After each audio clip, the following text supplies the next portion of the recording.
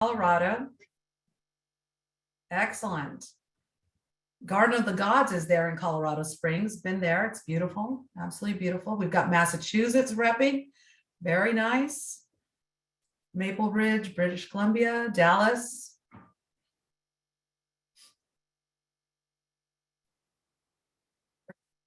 Very nice. Kamloops, did I pronounce that correctly? I'm not sure.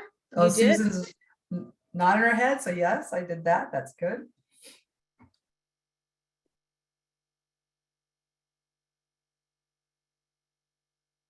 Oh, we have someone from the Netherlands as well. Very nice.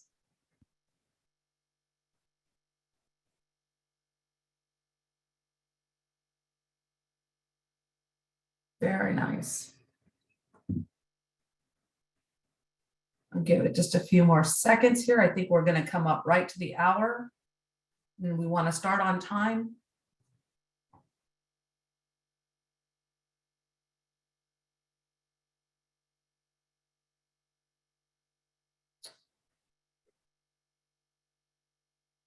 So thank you all for joining us. We really appreciate that. For those of you who are familiar with our webinar series, welcome back. For those of you who are joining for the very first time, these webinars are hosted by the International Coaching Group, also known as Coaching Out of the Box, a level 1 ICF accredited coaching educator providing world-class coaching training programs meeting the highest industry standards. My name is Ellie Tava, and I am the Director of Sales here at Coaching Out of the Box. Welcome. I am thrilled at the opportunity to learn alongside you all together today. I'm thrilled to be learning about coaching and the imposter syndrome and learning it from none other than Susan Murley, a registered psychotherapist. She just waved here to everyone. And she's also a professional certified coach and founder of Authentica, a coaching and business consulting practice for business, for prosperity and well-being. Whew.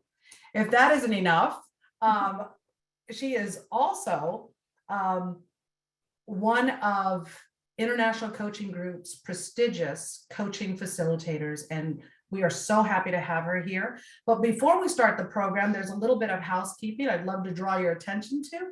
The first is there's a Q&A button. And so please feel free to post your questions there as they come up, because you probably have some questions coming up. And please be sure to post your comments and questions to everyone and not just the panelists, so that we can see them, because we will be monitoring the chat. Not on screen is Stephanie Eastcott. She's our manager, our operations manager. And there you go. Hi, Stephanie. Thank you so much.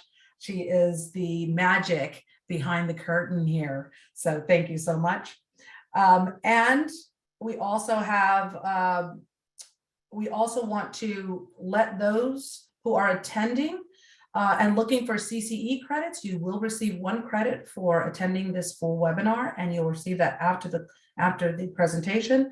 And then this webinar will be recorded for future reference, and you will be able to access it via Coaching Out of the Box YouTube channel and on their website. So without further ado, what I would like to do is welcome Susan Murley. And I'm going to ask you, Susan, to, well, first of all, thank you so much for joining us. Your time is I'm sure invaluable, and you're giving it to us and sharing it with us today. And we couldn't be more grateful. Thank you so much. So what I would like you to do, if I may, is just ask you to share any thoughts or comments, or add anything I may have missed in your introduction. And then after that, we'll just delve into some question and answers and kick the webinar off. Thank you so much, Susan. Sounds great. Thank you, Ellie. And I'm delighted to be here. I'm so happy to spend this time with everyone. I just want to do a little bit of a shout out to say hello to my brilliant coaches that I've had the privilege of working with as your coach facilitator through the Coaching Out of the Box program. If you're here and joining us, or you're going to check out the recording later, I just going to send you some love. And for my current student coaches that are in the program, you're doing amazing. And I'm so thrilled to be working with you. And for any friends and contacts who are here, hello, it's great to see you. And I hope you're going to find the time that we have together extremely valuable. So please feel free to use that Q&A and use the chat.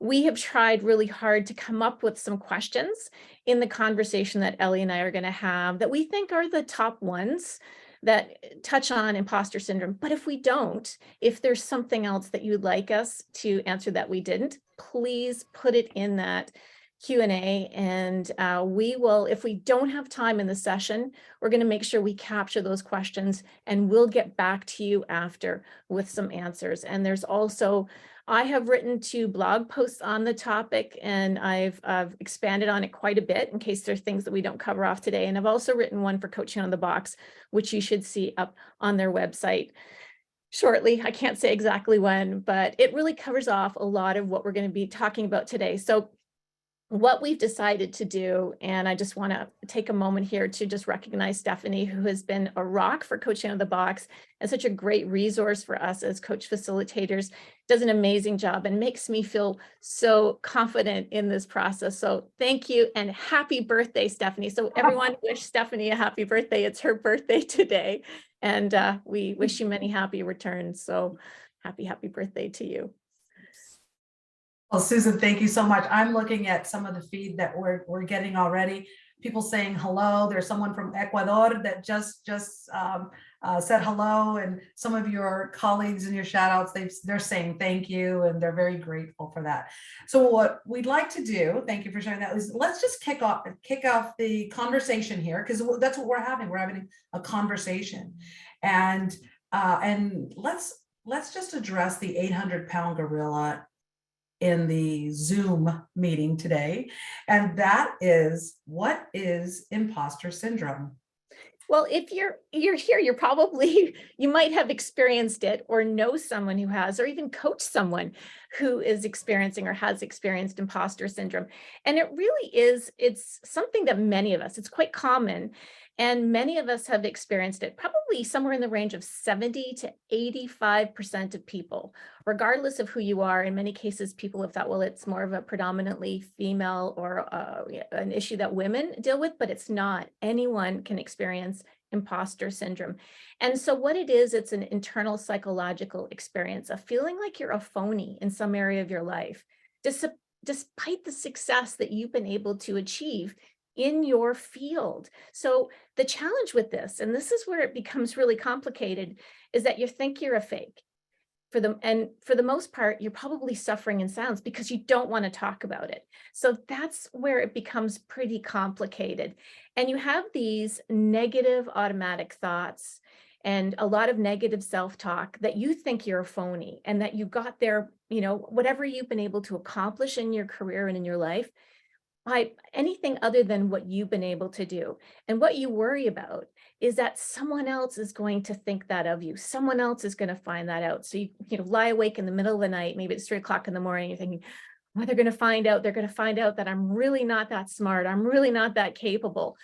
And that's the challenge with imposter syndrome. And it can really affect how we succeed in our professional life, what things we say yes to. We can hold ourselves back, and it can be really, really disconcerting. And for coaches, we're going to dive into that shortly in terms of what that means, either if you're experiencing it or if you're running into it with a client that you're coaching. So I'm going to pause here, Ellie, and just check in with you to see if there's anything else that you would like to add on to that, or any questions that may be coming up at this point. No, I think, we hear the buzzword imposter syndrome all the time, everywhere. Just, can you share a little bit about what you're hearing in your industry, and, and specifically within, the coaching as a professional certified coach? Yeah, absolutely. It comes up quite a bit. It seems to be a pretty hot topic. And I think the pandemic, so going through that time, there's been a lot more isolation. And so with imposter syndrome, again, you're not really sharing it sharing this with anyone. And when you've gone through something like a pandemic where there's been a lot more isolation, you become much more insular in this. There's something I do want to say, and I'm gonna put sort of a little bit of a different hat on here, just to take a moment to bring a little bit of a clinical perspective to it. That it can feel like restlessness or nervousness. And it really reveals itself through how seriously a person believes that negative self-talk. So that's the difference between not having confidence and just like maybe doubting yourself a little bit. It's the degree of this negative self-talk or these negative automatic thoughts or automatic negative thoughts. I call them gnats. Some people call them ants. And so it's this feeling of the doubt, fear, and anxiety of being exposed. But it's actually not in what we call the Diagnostic and Statistical Manual of Mental Disorders. And I'm just going to hold up this. This is the 5th edition. So it isn't actually a diagnosis. So it's not actually a syndrome. So that's kind of a misnomer, but everybody calls it that. So we tend to call it that. It's actually a phenomena. And some people will call it imposterism, imposter fraud syndrome, but it really is a phenomenon or an experience because so many of us have had it. And so I do want to mention that it isn't something that if you say, well, I need to be off work, and what's the code in the DSM-5 for imposter syndrome, we're not going to be able to find that. But it is a pretty serious form of a situation where you're going to have those negative automatic thoughts. And it can lead to some chronic stress. It can lead to burnout. It can lead to less job satisfaction and lower job performance too. So there are many reasons to deal with it and for us to talk about it. And most importantly, to come up with ways to overcome it. Wow, that's a lot. I didn't know that, and that's really quite interesting. So, phenomenon as opposed to syndrome. So thank you so much for sharing that. Why is the topic so relevant for coaches? Can you expound on that? Yeah, I absolutely can. I think it's so relevant for coaches because you're probably going to run into a client who is experiencing imposter syndrome. And the reason really comes down to the statistics because, as I said right at the onset, so many of us experience it. And the really famous people in the world who have as well. So we're not alone if you've ever experienced it. And I've certainly experienced it in my life and in my career. And I really feel like I've done a lot of work to get to the other side of it. But it's being aware of those automatic negative thoughts or that sense of the degree of where you might be holding yourself back because of that. And really recognizing what's going on there and then reaching out to someone like a mentor or a coach to be able to walk through some of these things. So as I said, there are studies that suggest about 70% of people have experienced it at some point in their career. And it's not just women that have had this. And I think there's a recent KPMG study, and it was done in 2020. And the data there found that about 75% of executive women reported experiencing it at certain points in their career, and 85% of the respondents said that it's out there in the corporate world.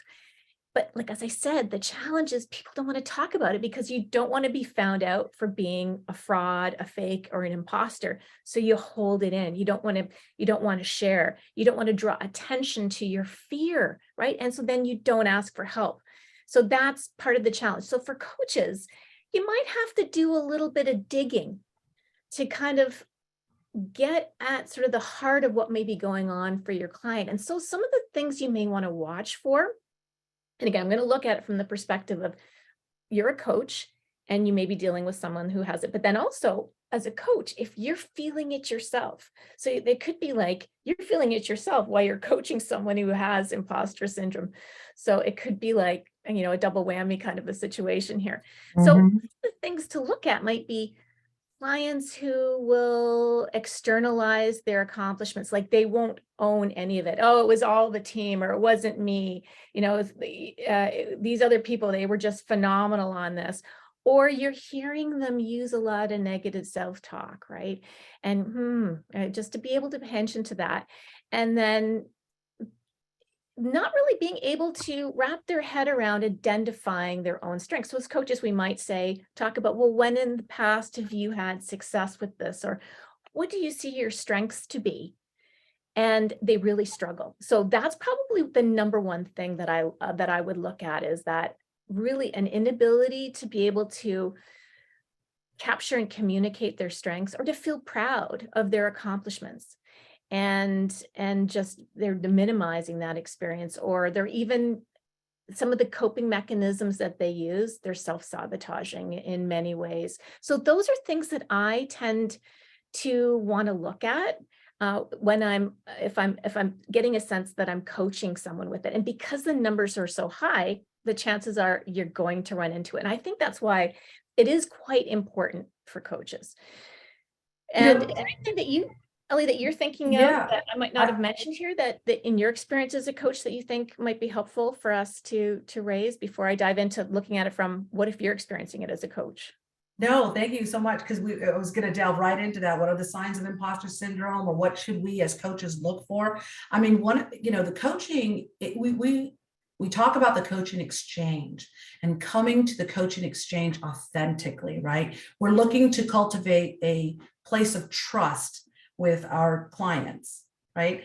And a lot of that, one thing that I think is just powerful is that it's not always what they say, right? Is what we learn. It's not always what they say. It's how they come into the room. It's their posture. It's, there's what they're saying without saying words, right? So I think if you can touch a little bit on that, but also I want to just take you a little short ways back. You mentioned that oftentimes people don't realize their accomplishments at work, or they can't see or give themselves accolades for what they have accomplished, because they distribute it among the team. It was a team, but that kind of comes with a matrix kind of infrastructure in organizations, and cultures which are now being cultivated in organizations, as opposed to that hierarchical place where you knew you had a job, you accomplished it, you could say I did this. But now there's teams, but you still have accomplishments while you're in a team environment, right? So how can we overcome that piece? Yeah, I think that's a great question. And I think that it's something that we really do need to keep track of what we have done. So I'm always encouraging my clients to make sure that they are managing their professional brand. And a way to do that is making sure that their LinkedIn profile is updated and they're listing their strengths or their accomplishments there. And again, it's not in this narcissistic sort of boastful, aren't I great way, but this is the challenge with imposter syndrome, because it's even the struggle to be able and identify what that is. So keeping track of those things, seeing them visually, is really important, because a huge piece of what we want to do, and when I get into some of these other suggestions further on in our discussion today, is really around creating a reset in how we think in the neural pathways. Because what we've done, what happens with clients or with individuals who are dealing with and suffering from imposter syndrome, is that you've got this negative self-talk, you've got this doubt about yourself, and this downplaying and this fear that is like a highway in your brain. So this left side of your brain that is really sort of focused on the judge in you, the internal saboteur, the negative thoughts that you may have. It's a freeway, it's a highway, it's an Autobahn of those negative thoughts, and it becomes very implicit. So you just automatically go there. And what we want to do is create visual triggers, auditory triggers, realistic affirmations that will allow us to engage the right side of our brain and create new neural pathways that keep us out of our limbic system, that fight, flight, or freeze response, that sympathetic response in our brain that says, you know what, I'm going to keep the fear going. I'm going to stay in this chronic state of fear. And then I'm so narrowed down into what I'm thinking that I'm just going to be ready to either freeze, run, or fight. And usually with imposter syndrome, it's the freezing and the fleeing. And we're not engaging that executive functioning part of our prefrontal cortex to really think about, what are my accomplishments? So all of that long-winded response was really to say, the more we can list our accomplishments, and talk to someone that we trust and respect and that is encouraging and that will not minimize how we're feeling, it's really helpful to have a couple people or at least one person that you can talk to about this so that you're not keeping it all inside. And so I think that those are some of the things that are key. And another thing around the changing up our thought processes is really around creating realistic affirmations. At some point, we've got to decide if we really want to do something about imposter syndrome. So as a coach, it's asking those open-ended, evoking awareness kind of questions that are really going to help the client say, is the habit that I have of staying in that fear state, of having these negative automatic thoughts, is that serving me in some way? That's keeping me here, or have I had enough? And there's an Italian word called basta, B-A-S-T-A. I'm very careful how I say that word. It means enough. We have to get to the point where we've had enough of imposter syndrome, of that feeling of fear and the exhaustion and the anxiety that comes with that, so that we're going to then say, I need to do something different. And that's when we really have an opportunity to work with the client and see a shift in where they can go. Oh, wow. I love that. It's enough. You get to the point, it's enough. One of the, you mentioned in your blog, which I think is great, is, you talk about the, fight or flight or freeze, but you also talked a little bit about procrastination, as being one of those, kind of what we do, right, when we start feeling that way. But I'm going to leave that later, let people read your blog, because I think it's fabulous and it goes much deeper than we are here. So, you touched about on what coaches, well, actually on what are signs of imposter syndrome, but can you just talk really quickly about what we should be looking for as coaches? Yeah, absolutely. Well, even just for ourselves. Yeah, even for like as a coach ourselves, and we see this as coach facilitators, and it comes up particularly when I'm working with coaches in the advanced coaching skills practicum course, is I want to be able to move my client forward, or I don't feel like I might be bringing as much value in that situation. So is that, to what degree may you be experiencing some level of imposter syndrome? And I say, there's this feeling of, have you done everything that you can do? Have you gone through a program like Coaching Out of the Box? Do you have your accreditation? Are you accredited with the International Coaching Federation? Are you feeling confident, or are you noticing more often that you might be feeling drained or upset or not sure if you're adding value, and that there are some triggers that you might want to watch for?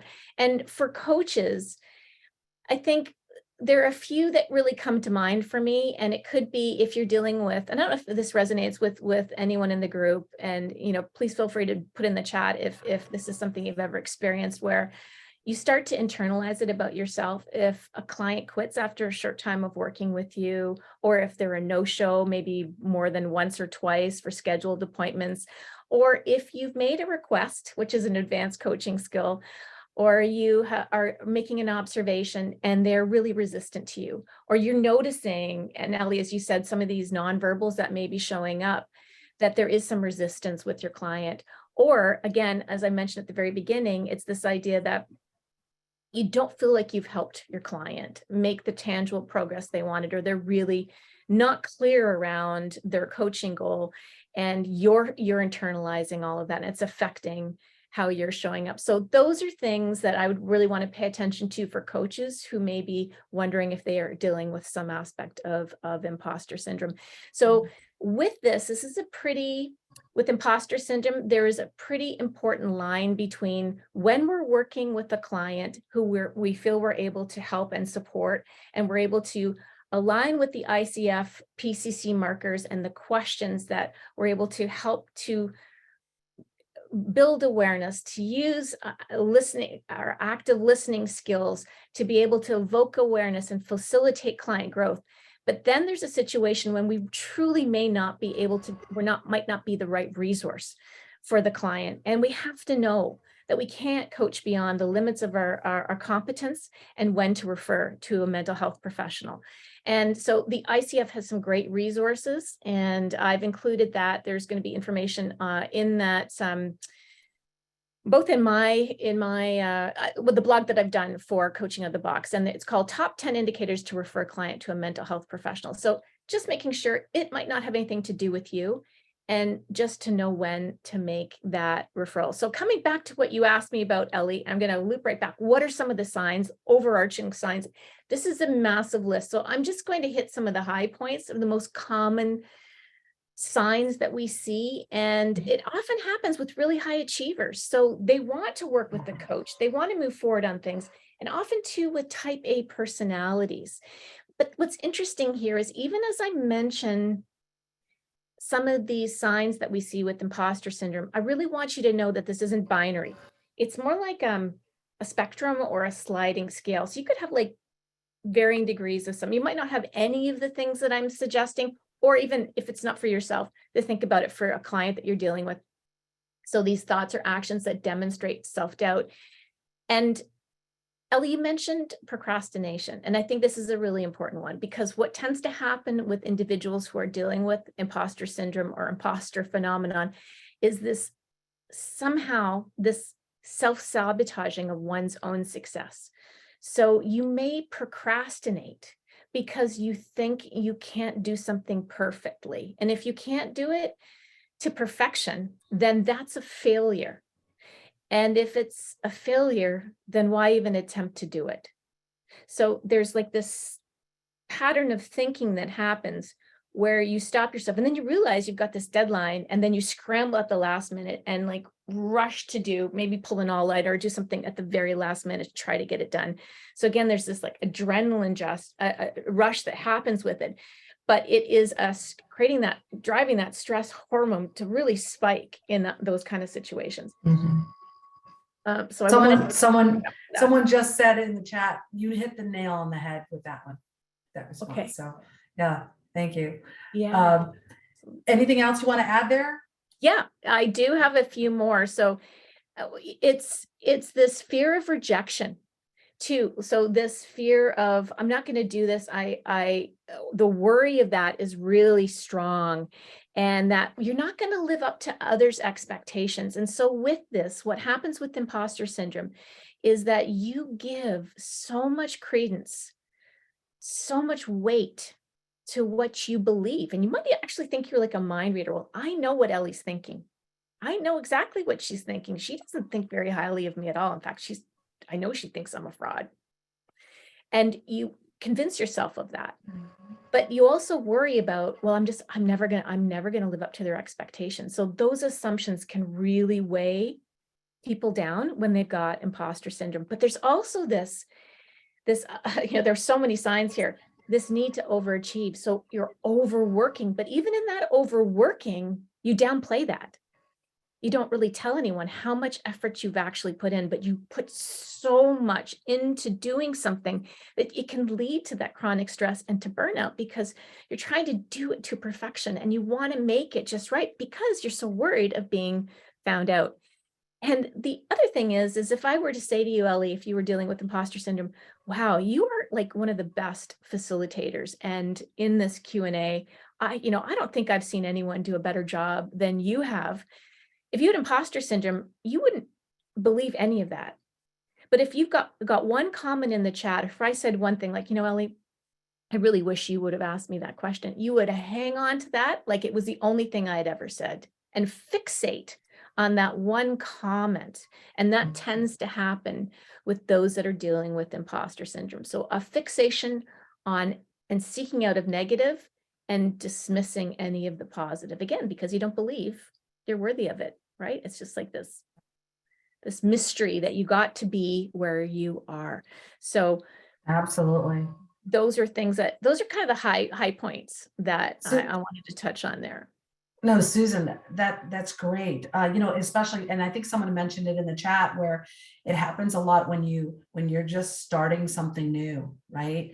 Or it's your first time doing something, right? And someone makes that comment and it just well, that's the only thing you get fixated on, not on the fact that you've accomplished something, you tried something new, you know, you were brave enough to do that. You don't ever think about any of those things. You think about that one comment. I mean, that's quite powerful. When you were talking there, all I kept thinking was, we're not alone in this. We're not, you mentioned that earlier in the conversation, we're not alone. And that makes me feel a little better, right?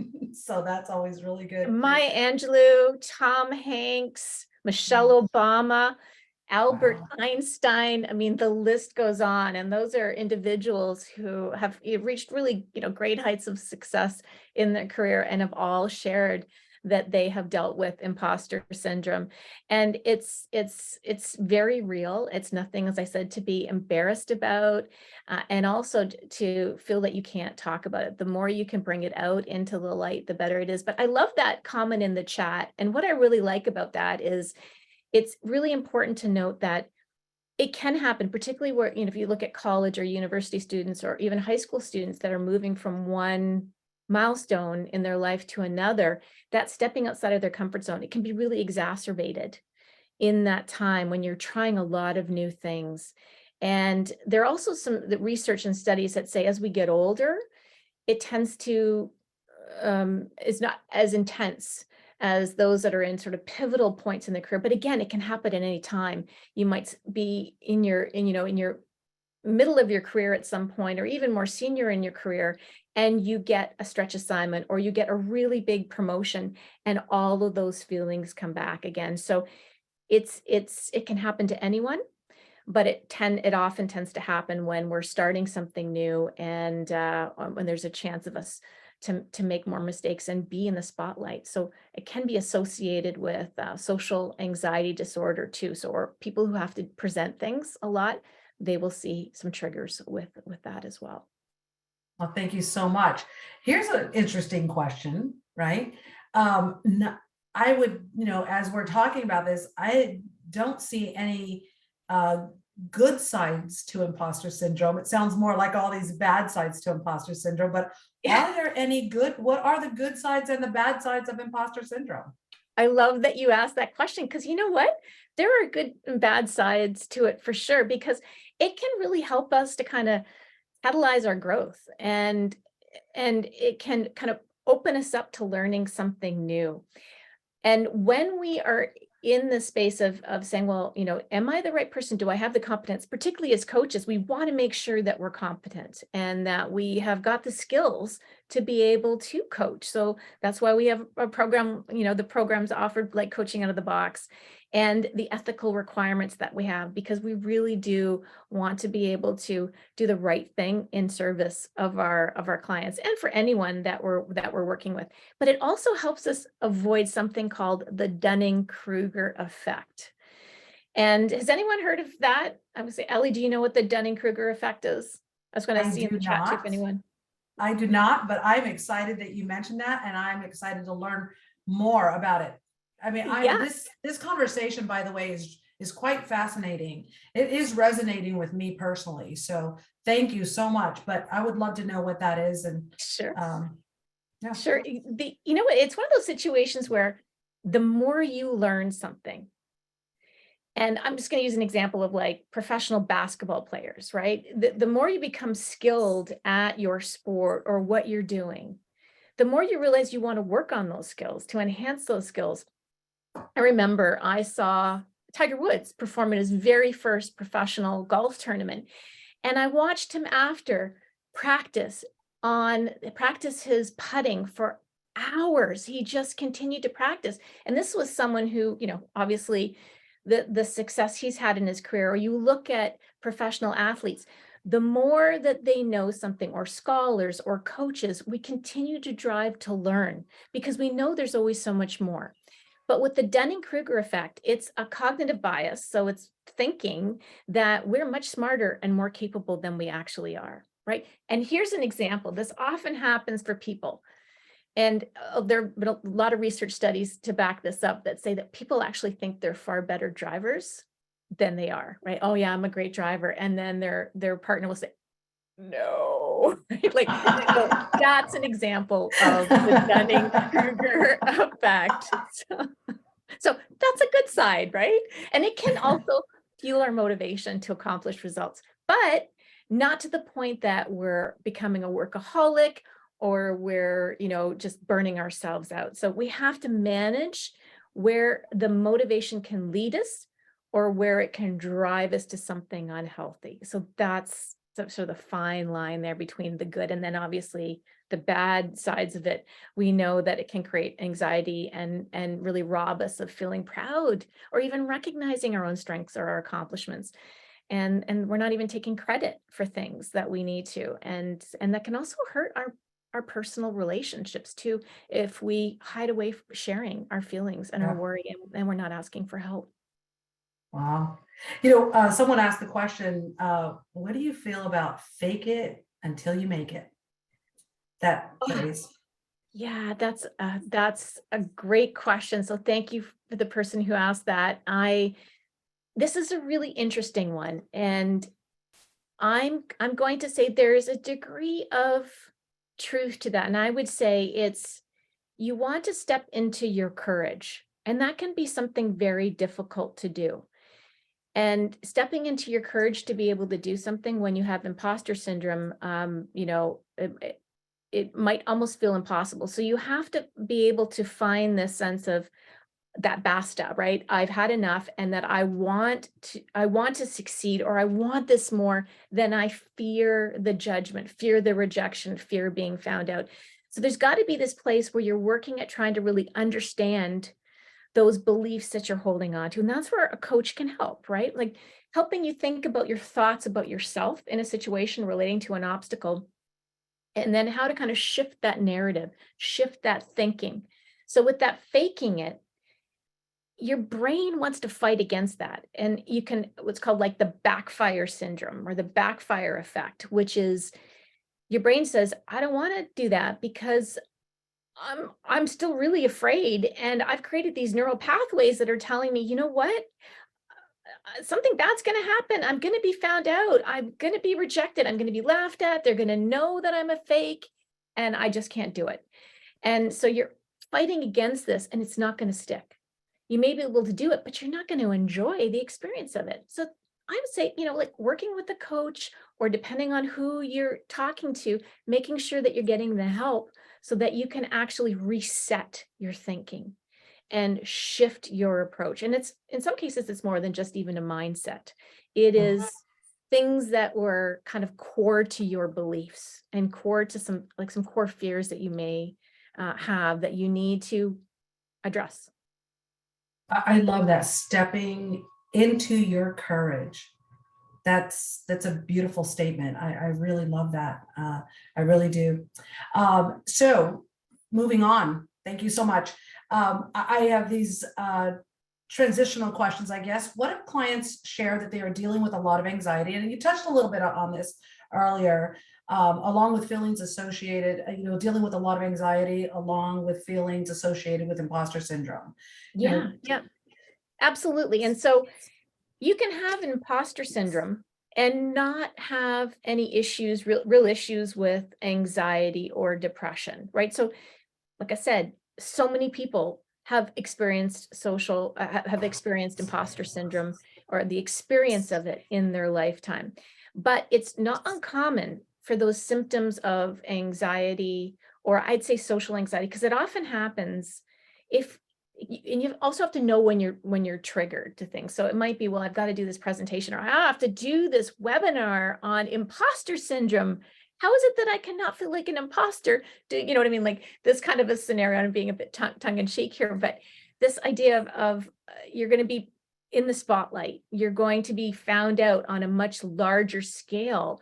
And that, so it can trigger some social anxiety and it can heighten that, particularly in these performance situations. And you might actually believe that you're socially incompetent. So you don't want to go anywhere, do anything.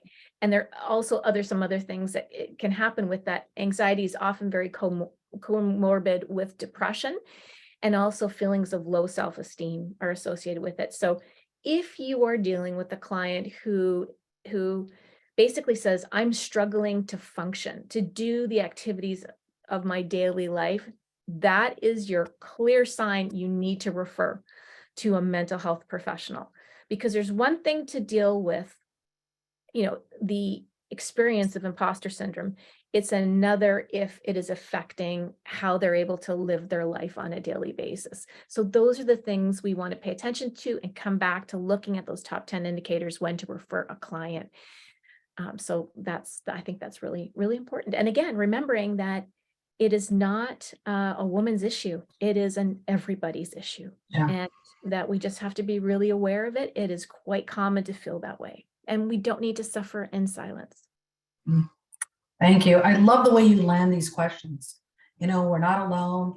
It's not just women. It's not just men. It's everyone. That's powerful. So I'd like to transition in my questioning right now, because I really now want to start talking about, this is a three-pronged question. I think it goes together. All right. And we're looking at, can imposter syndrome be overcome? And if so, what are the strategies to overcome it?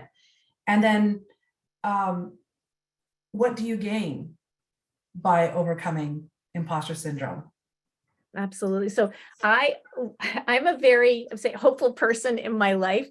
And so I love this question because you can absolutely overcome imposter syndrome. And the work, though, needs to be done. As I mentioned earlier, you have to hit that point where you've had enough and where you realize you need to make a change in your life, because the suffering is it's just getting in the way of joy, of feeling contentment, of success. And the other thing too is particularly bringing your perspective forward. I think about clients that we may be dealing with coaches who are holding back on saying things in meeting, or holding back on sharing things with their partner or in their life because of imposter syndrome, when what they have to say is so important and so valuable and so necessary. It could save a company millions of dollars. It could change the trajectory of how a team functions. It could change the nature of a relationship that someone has in their life or in their community or with their friends. And when you're suffering with imposter syndrome, you're robbing yourself, but you're also robbing others of your wisdom and your insight and your talents and your inner beauty. And so I say, let's work on putting these messages out to share a lot more around you can overcome it, but you've got to do the work to be able to really get at the heart of understanding where those beliefs were. And I'll speak about this just a little bit personally. As I mentioned, I've dealt with it. I've had to deal with imposter syndrome in my life. And for me, it was when I was a little girl. It was sort of, my parents were immigrants and came into the country working hard, trying to find their way. But it was sort of like, keep your head down, just work really hard, don't have really super high expectations for things. Don't reach for the stars. And for me, particularly that sort of like traditional male female dynamic of, what I should do versus what my elder brothers should do as a career or as a profession, it weighed a lot on me. That was sort of indoctrinated in terms of my thinking, and it really influenced how I thought about myself and how it also triggered imposter syndrome. So if you're thinking about this for yourself, just to pause and think about what are some of those things that you might have experienced when you were younger, or you were told, or what might have happened to you along the way to inform that pathway that you have with those negative automatic thoughts, or those beliefs that you have, or the self-doubt that you've got. And that it is this idea of recognizing that first and foremost, so that you can start to do the work, but then to be aware of what your triggers are. And I've talked a little bit about that, those social situations, whether you're presenting or knowing what it might be, or if you are getting ready to do, you're going to have a performance review, or you get negative feedback from a colleague or from your leader, and that can send you into a spiral of those automatic negative thoughts or that negative self-talk. And so being aware of the triggers in your current life, and as a coach with your clients, write those things down, be really aware of that negative self-talk. And then the concept here is, once you know what was kind of happening, those views, those experiences you've had in your life to inform your thinking. And what I say is the cognitive dysfunction around that. And then to really look at what your current triggers are and the negative self-talk that you have around it, and then work on reframing it. But in the reframing how you're thinking, you've got to believe that what you can do to change is realistic for you, that is doable. And often we'll say things like, well, have an affirmation. You should just say, I am capable, I am brilliant, I am the best at whatever it is, I'm happy. Well, your brain will almost go into this, it will go into the struggle, and it will say, well, what does happy mean? I don't know how to define happy. That seems like a very big thing for me to have to do. And so we want to be able to create these almost like smart affirmations for ourselves that we believe, that we think we can do, that we can wrap our head around accomplishing, and take baby steps. These things don't happen overnight. We've got to create that new pathway. We've got to create, right now it might be a field for you in your brain. We want to create a path. Then we want to create, the cobblestone walkway, and then we want to pave it. Then we want to have the super highway. So we want to be able to step into this and recognize that we might not be there yet. So it's adopting that growth mindset, which is, again, a great coaching tool. And I'm going to give Yeah. a nod to Dr. Carol Dweck and her wonderful work on the difference between a growth and a fixed mindset. And yeah, the other thing is, I would say, just keeping a list. And Ellie, you talked about doing this, and I love this, is keeping a list to recognize your strengths, but also your mini milestones and your small successes. Keep it handy so that you can go back to it when you have those negative automatic thoughts, and read them out loud to yourself, and make sure you're reaching out for help to people.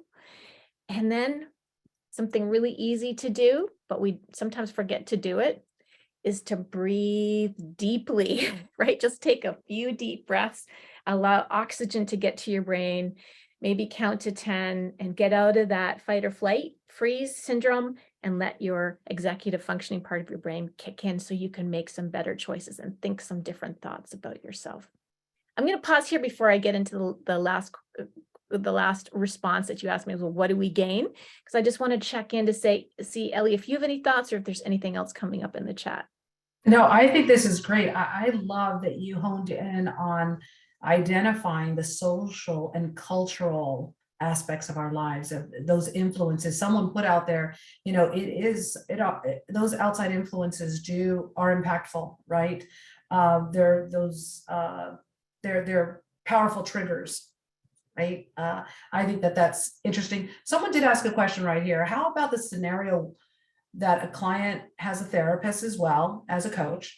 How to determine a demarcation when these issues are so closely related?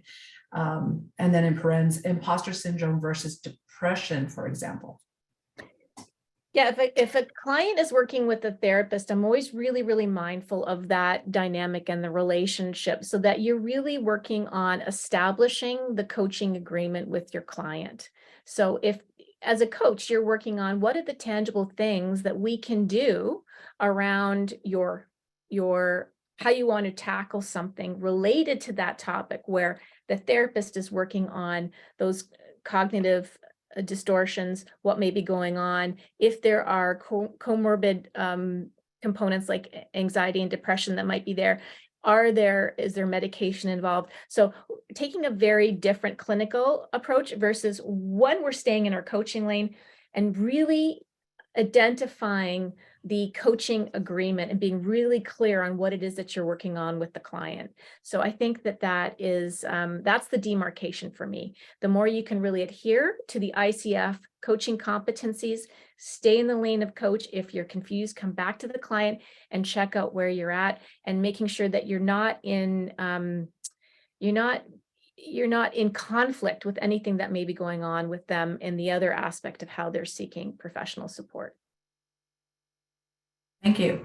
There's a couple of questions in the chat that I definitely want to get to here real quick. So we'll do that before we go into, what do we gain, by overcoming this? Because there are some questions that kind of relate to some things that you said. Now, I may not have time to go through all of them because we're getting asked some really great questions. But a question is asked: what would you define is the opposite of imposter syndrome?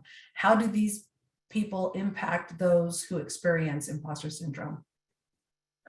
The opposite of imposter syndrome is like that Dunning-Kruger effect, I think, is that, you believe you're much smarter than you actually are, or you have you really overabundance of confidence, and and that could get in your way, where you could be pretty focused on, well, it's my way or the highway, this is my approach, and you're sort of driving through things, which doesn't take a very collaborative or collegial approach to things. So it's that combination of this. It's almost like a hyper confidence that creates a narrow focus, and it can create a lot of cognitive biases. For example, like confirmation bias. You hold on to that belief, whether you're the greatest at something or your idea is the best, and you only look for things that match up to that, regardless of the feedback you get. And so those are things that can, it can be quite harmful in a professional setting, but also in a personal environment as well. Thank you, Susan. Here's another question. Madeline Daniel asked this question, which I think is quite interesting. As a nurse health coach, my worry or fear comes in when charging for my services. Historically, RNs are employees, and as I branch out to being an entrepreneur, imposter syndrome hits hard. It equals fear for her. Can you talk a little bit about that or share your insight? Yeah, here? Thank you for this question. It is one that has come up so frequently, and it's an important one. And the example I give is that you have gone through training. You've had to pay for that training. You've gone through schooling. You have spent hours working toward this. You attend webinars like this. Your time is valuable for what you're doing. There is a cost associated with that, all the skills that you're bringing to the table. Just imagine you went to go get your hair cut or get your hair styled, and you were really happy with the experience of getting that done. It looks great. You feel wonderful. And then you go to pay, and your stylist said, well, I don't even know if I should charge you for this. I'm really not that good. And I mean, you would never see that. You wouldn't see that. But in the type of work that we do as coaches, it's often this feeling of we're negating the value of what we're bringing. And so this is important work to really identify, even just look back at how much your schooling cost, how much you're investing in professional development, how much you're investing in programs and in furthering yourself in your process of self-actualizing in professional development, and put a price tag beside that, and then come back and consider everything that you're bringing to that client experience. So I'm just going to pause there, but I'd say work with a coach on this. This is a great topic for coaching. Yeah, thank you so much for asking that question. We have another one. It says, Tony Crow says, how is imposter syndrome related to the quote unquote, I'm never going to be good enough syndrome? Or is that the same thing?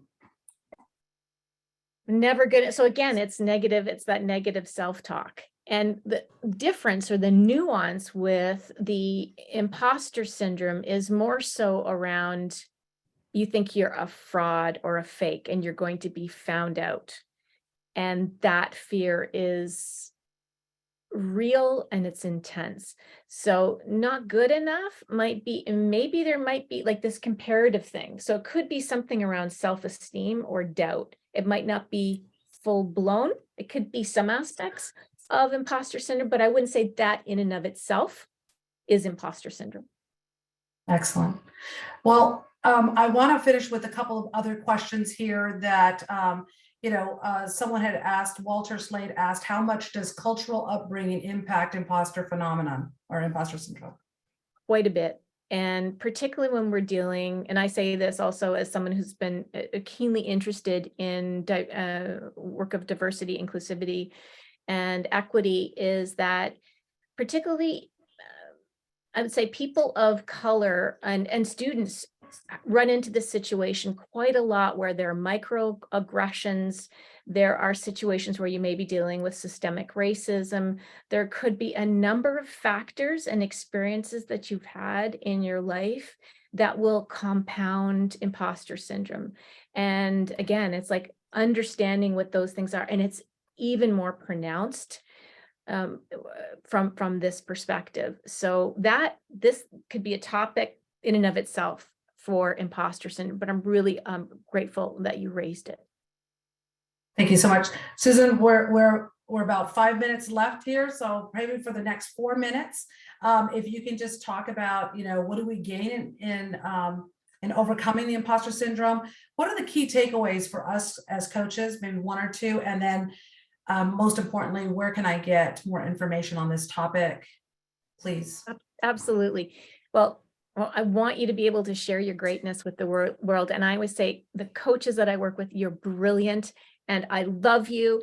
And I'm so grateful for the work you're doing. You're my people, and helping people make a difference in this world. I want you to continue to shine your light and be great. And you're going to gain greater confidence, feelings of success, and this self-appreciation and self-compassion for what you've done and what you're doing.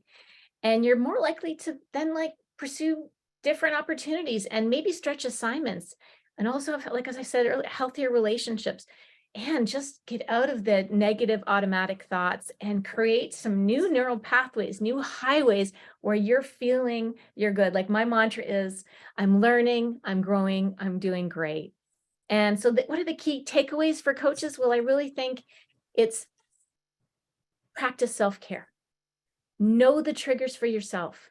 And it's not narcissistic to focus on your well-being. You're going to bring your best to your client when you are aware of what's going on for yourself. So watch for the signs too in your clients. We talked about what those are, and you're going to see that come up in the blog post just as a reminder, so you can have that handy. And allow your clients to work at a pace that makes sense for them, while asking them to really consider their thoughts and their beliefs for, what's currently serving them, what's helping them stay in the space of imposter syndrome. And then just acknowledge your own inner saboteur, your own negative thoughts, and work to reframe them. And then again, most importantly, know when to refer. Know when to refer to a mental health professional and work within the level of your competence. So you can get more information. There are lots of great podcasts. There is one that is called Ditch Imposter Syndrome with Claire Yosa. That's great. You can get it on, just look up podcasts. There are a number of them that I've listed on my website. There are blog posts galore there, and there's some great books. There are two that I recommend. Lisa Orbe Austin's book called Own Your Greatness, Overcome Imposter Syndrome and Beat Self-Doubt and Success in Life. And then Dr. Valerie Young, who's been in this space for a really long time, she's written a book called The Secret Thoughts of Successful Women and Why Capable People Suffer. So even though women are in the title, I want to just say it is for everyone. Why capable people suffer from imposter syndrome and how to thrive in spite of it. So, and you can always, there's a free test that you can take just to see where you sit on this. It's called the Clance, based on the work that Dr. Rose Clance put out back in 1978. So she was her along with Dr. Imes came up with this imposter syndrome, or this imposter phenomenon, what they called it back in 1978. And so you can access a link to this scale from my website in my blog post. And it's basically 20 statements that help you assess where you're at with imposter syndrome. And I'm going to stop here because we're almost at time. Susan, we can't say thank you enough. What a great time we've spent with you, learning, sharing. I really have found this to be most invaluable in my coaching career. And I'm just judging by the reactions, I'm just thrilled. This is fabulous. I think it touches everyone in all walks of life. I think we've had some great questions here, some great answers. So I'm just going to close by sharing my screen once again. And and and and thanking you. We will put up more information on how to contact you and some of those references that you mentioned here in your closing remarks.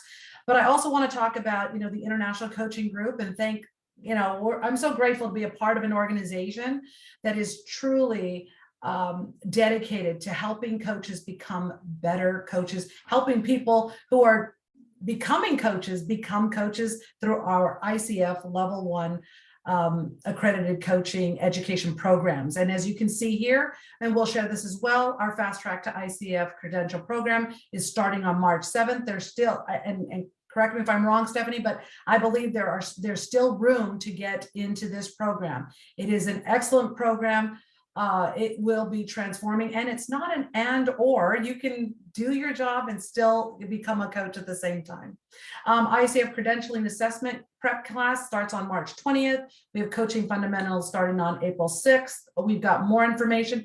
Here's information on how you can reach out to myself or anyone else here in the organization, learn more about coaching out of the box and coach with your heart and create an environment where you will step into your courage, as we learned from Susan today. I just think that that's absolutely beautiful, and know that we are not alone in this. Thank you so much, Susan. Wishing you all the very best. Follow her on LinkedIn. I do. And Stephanie, thank you so much for accommodating this and being that technical whiz that you are, and a very happy birthday. Thank you, everyone. Happy birthday, Stephanie. Thank you. Bye. Bye.